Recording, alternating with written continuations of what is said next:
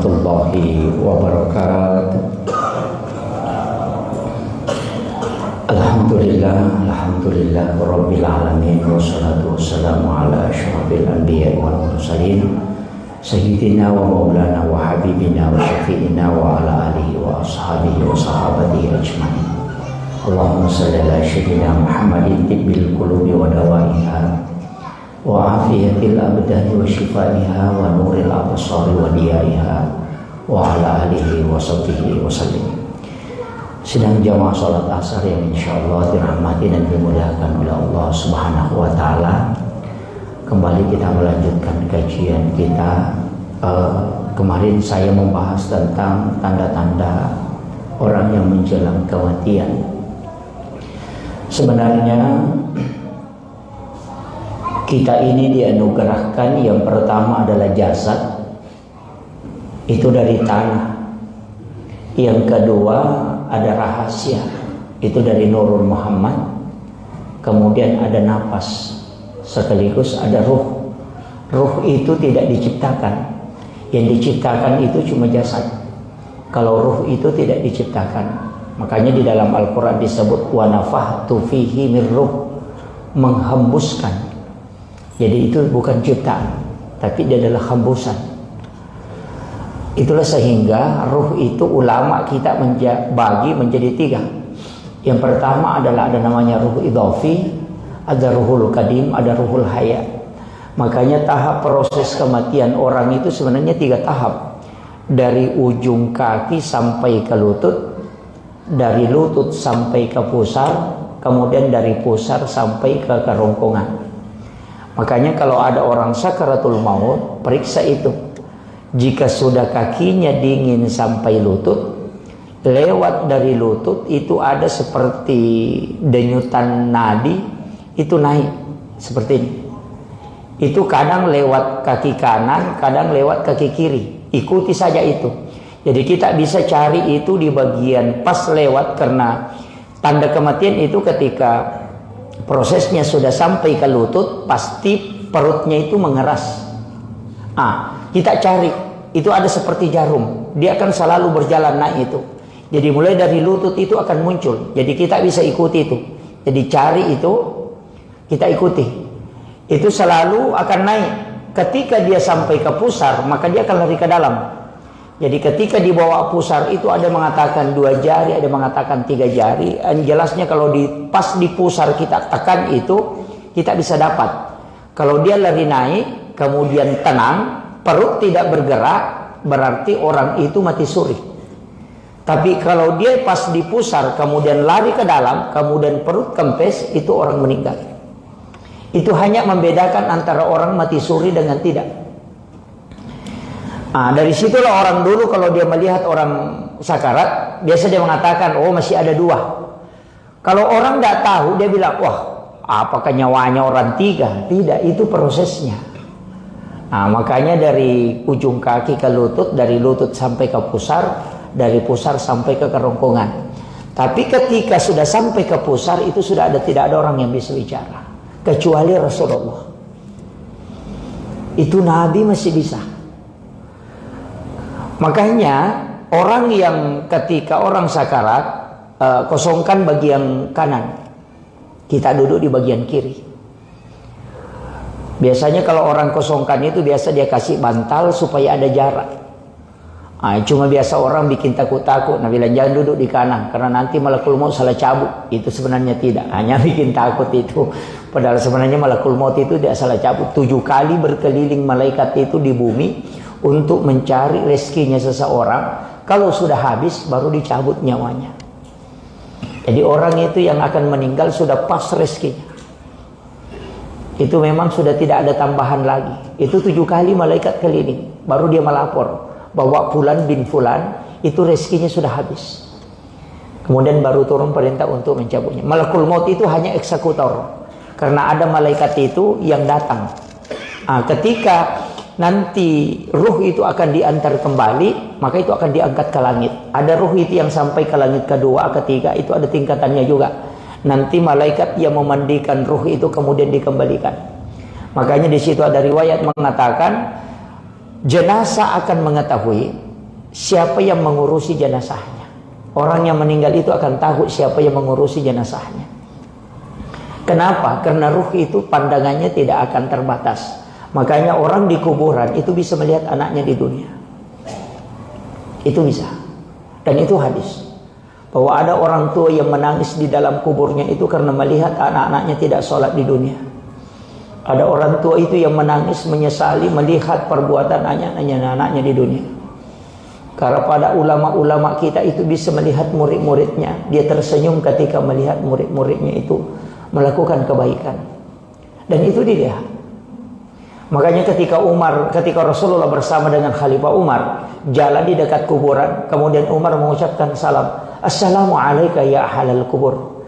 Langsung Umar mengatakan, "Ya Rasulullah," apakah dia dengar? Kok disalami? Rasulullah mengatakan, "Wahai Umar, lebih tajam pendengarannya orang yang meninggal dibanding orang yang hidup. Karena dia mendengar dengan ruhnya, bukan dengan jasadnya." Kemudian Umar itu tertekun. Kenapa? Rasulullah itu tahu. Bahkan dia tahu kalau orang disiksa. Wah, di dalam kubur ini orang disiksa. Makanya ada di dalam Sunan Abu Daud, di bab-bab awal itu, kisahnya ada orang mengaji di dalam kubur, di dalam tanah, bukan di dalam kubur, di dalam tanah. Ketika Nabi melakukan perjalanan dengan sahabat, kemudian dia singgah di suatu gurun, kemudian pelana unta itu, istilahnya kalau kita lapik nyarang, pelana unta itu dia jadikan sebagai bantal sahabat ini. Kemudian dia dengarkan ada suara mengaji dari dalam tanah. Kemudian sahabat ini ketakutan, lari melapor ke Nabi. Rasulullah kemudian datang dan dia mengatakan, oh dia membaca surah Al-Munjiah. Saya mengatakan, Nabi itu Al-Munjiah. Rasul mengatakan suratul Mulk, tabarakah. Suratul Mulk itu adalah perisai dari azab kubur. Siapa yang membacanya maka insya Allah dibebaskan dari azab kubur. Makanya Bapak Ibu sekalian, saya wasiatkan sesibuk apapun kita, mestinya sekali dalam sehari semalam ini kita membaca suratul Mulk. Kapan saja. Yang penting ada ulama mengatakan jangan lewat waktu duhur. Bisa kita baca sesudah maghrib, bisa sesudah isya, bisa sebelum subuh, bisa sesudah subuh, bisa sesudah sholat duha. Yang penting sebelum duhur. Kalau lewat duhur usahakan bacalah sebelum itu. Jadi kenapa? Di situ waktunya yang paling bagus. Untuk supaya kita tidak terkena azab kubur. Kemudian orang yang akan meninggal, apa yang perintahkan Rasulullah sebelum meninggal? Yang pertama, kita diminta untuk mengganti pakaian yang bagus. Jangan pakaian yang dipakai sehari-hari itu dia pakai. Kemudian yang kedua, wudukan. Orang yang meninggal dalam keadaan ada wudu itu mati syahid. Makanya orang yang sakarat itu diwudukan. Faghsilu wujuhakum wa aydiyakum ilal marafiqi wamsahu bi ru'usikum warjulakum ilal ka'bayn. Itu, enggak usah dikasih kumur-kumur. Cukup mencuci mukanya, kedua tangannya sampai siku, mengusap kepalanya dengan telinganya, kemudian cuci kedua kakinya. Itu diwudukan. Ambil yang simpelnya saja. Kalau orang sudah sakarat, dituntun dengan kalimat la ilaha illallah. Kenapa? Man akhiru kalami la ilaha illallah pada halal jannah. Sebenarnya ada hadis itu sebelumnya. Rasulullah mengatakan, siapa yang memulai ucapannya dengan kalimat la ilaha illallah, kemudian mengakhiri kalimat la ilaha illallah, maka orang itu walaupun hidup 100 tahun tidak akan ditanya kelak di hari kemudian. Ini hadis, dua versinya. Jadi siapa yang mengawali kalimatnya dengan la ilaha illallah, kemudian nanti akhirnya juga la ilaha illallah, biarpun hidup 100 tahun tidak akan ditanya amalnya, itu langsung masuk surga, Pak. Versi ulama mengatakan ketika ada anak-anak kita lahir, kalimat pertama kau ajarkan kalimat la ilaha illallah. Sebelum dia pintar bicara, ajarkan langsung la ilaha illallah. Ketika wafat nanti la ilaha illallah, hidup 100 tahun tidak akan ditanya. Itu. Tapi ada yang mengatakan tidak. Yang dimaksud di situ, ketika engkau mau tidur, baca la ilaha illallah. Sampai tidak ada kalimat lagi yang kau ucapkan setelah la ilaha illallah, kemudian kau tertidur. Pas kau bangun, baca la ilaha illallah. Itu ada dua versi. Makanya kita mau pakai yang mana? Tapi saya dapat ijazah dari anaknya Guruta, Dr. Nur Taufik Sanusi, anaknya Guruta Ki Haji Sanusi Baco almarhum al-maghfurlah. Itu sebelum tidur, baca la ilaha illallah 41 kali. Tapi itu kalimat terakhir. Dan pas bangun baca juga itu la ilaha illallah 41 kali. Amalkan selama 40 hari, jangan terputus. Kalau terputus ulangi lagi start 1. Jangan terputus. Jadi mau tidur baca la ilaha. Itu mukasyafah. Itu jalur mukasyafah tercepat. Kalau Bapak mau lakukan silakan, tapi harus siap mental. Karena kalau itu kita sudah baca dan masuk ke hari 30-an ke atas, itu suara-suara lain sudah mulai terdengar. Ada suara-suara itu sudah mulai kita dengar. Kita duduk begini mendengarkan suara. Itu harus siap mental. Makanya kalau orang tidak pasang mental betul, dari situ lebih biasakan nabetu sarapa. Kayak berhalusinasi sampai bicara sendiri. Itu makanya siap mental. Kalau mampu mau amalkan itu. Saya kasih tahu memang risikonya. Itu. Makanya harus perbaiki diam, kemudian ketika ada suara. Bahkan batu itu bisa kita dengar. Ada zikir dari situ. Itulah dalam hadis Imam Abu Daud mengatakan, sahabat Nabi mengatakan, lumrah bagi kami, biasa bagi kami di zaman Rasulullah, ketika dihidangkan makanan, kami dengarkan makanan itu berzikir di hadapan kami sebelum kami makan. Itu hadis, Pak, dan itu hadis sahih. Lumrah katanya, artinya hal biasa kami dengarkan makanan berzikir sebelum kami makan. Itu sekarang kan kalau ada makanan ngomong, Pak, pasti semua jamaah lari. Mau buka puasa es buahnya bicara itu zikir, zikir itu pasti jamaah semua lari itu. Bilang ada setan di dalam sini. Padahal di zaman Nabi itu biasa. Kenapa? Karena orang masih bersih kalbunya. Nah, ini. Kemudian yang terakhir penting saya juga sampaikan, ketika orang wafat apa yang dilakukan? Sedekapkan tangannya, tangan kanan di atas seperti orang mau sholat. Kalau tidak bisa bersedekap, jangan diikat. Tahan saja, azankan di telinga kanan. Kenapa? Orang yang tidak meninggalkan pekerjaan dunia ketika azan dikumandangkan, maka tangannya tidak bisa bersedekap ketika dia wafat. Itu kuncinya, Pak. Dan itu sudah siksaan awal. Dari situlah ulama kita mengatakan, sesibuk apapun kau kalau azan dikumandangkan, berhenti. Walaupun kau tidak datang ke masjid. Menghargai panggilan itu. Karena nanti tanganmu tidak akan mau bersedekap. Makanya itu diazankan, tidak usah diikat, cukup azankan, sedekapkan, tahan, kemudian azankan. Orang meninggal yang diazankan, baru lepas, itu tidak akan lepas kalau sudah diazankan.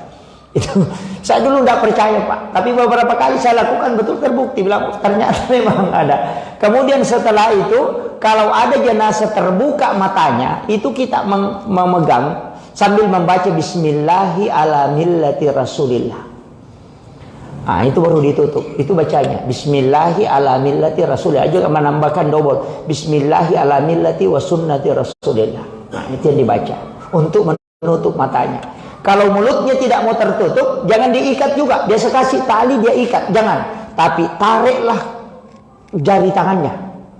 Tarik, sentakkan semua jari tangan, kemudian jari kaki, kemudian lengannya kiri kanan, mulutnya itu akan tertutup. Nah, itu kuncinya. Jadi sebenarnya kalau orang sudah meninggal, Pak, jangan tinggalkan. Sekitar 7 menit, 10 menit setelah meninggalnya kembali lagi. Kadang kita kalau orang sudah meninggal, kita tutup kain baru cerita. Tidak boleh. Kembali ke jenazah setelah meninggal sekitar 7 menit, kembali. Kemudian gerakkan semua pergelangan. Pergelangan tangan, sikunya, tangannya digerakkan semua. Kakinya juga digerakkan. Supaya tidak kaku. Nah, nanti kalau sudah digerakkan, pada saat dimandikan itu seperti orang hidup. Lemas semua. Kadang kita memandikan itu jenazah keras semua badannya begini. Karena kita tidak urus dia setelah meninggalnya. Makanya orang 7 menit setelah meninggalnya baru kita kembali. Gerakkan semua itu pergelangannya dengan pelan. Jangan dikasih keras. Digoyangkan saja, yang penting sudah goyang. Nah, nanti itu akan goyang terus, artinya tidak keras. Kadang kita, Pak, tinggalkan orang kalau sudah meninggal. Tidak disentuh, nanti mau dimandikan. Oh, itu jadi masalah. Makanya jenazah kita keras, dan itu harus ditahu. Nanti besok kita akan lanjutkan bagaimana mengurusi jenazah betul itu. Karena itu penting. Pada saat ada orang sakarat tersiksa, bacakan surah Yasin. Membacakan surah Yasin, jangan singgah pada salamun qaulan mir rabbir rahim. Untuk orang sakarat, tempat singgah itu fi dalali mubin. Pada kalimat mubin, itu 7 kali dalam surah Yasin. Ketika sampai pada kalimat mubin, di situ kita bisikkan. Atau bisa kita juga dengan doa, ya Allah, ketika ini penyakit-penyakit terakhir, maka mudahkan dia menghadapi sakaratnya. Tapi ketika bukan penyakit terakhirnya, maka jadikan syafaatnya surah Yasin sebagai penyembuh untuknya. Itu fungsinya surah Yasin. Ketika menjalankan kematiannya dimudahkan, tapi ketika itu dalam penyakit biasa, dia akan disembuhkan dengan syafaatnya. Jangan bilang, jangan bacakan Yasin, nanti meninggal. Itu surah Yasin bukan pembunuh. Ada yang mengatakan hari ini kayak mau mati dibacakan surah, itu orang keliru, Pak. Tapi tempat singgah itu pada kalimat mubin, bukan salamun qaulan mir rabbir rahim. Kecuali ada orang melakukan perjalanan kena musibah di jalan atau tertahan perjalanannya, kita khawatirkan dia, bacakan Yasin sampai salamun qaulan mir rabbir rahim, berhenti, baru baca Allahul ladzi la yadurru ma'asmihi syai'un fil ardi wala fis sama'i wa huwas samiul alim. Itu akan diberikan keselamatan, diulang sampai 7 kali. Akhirul kalam, wallahul muwaffiq ila aqwamit thoriq. Assalamualaikum warahmatullahi wabarakatuh.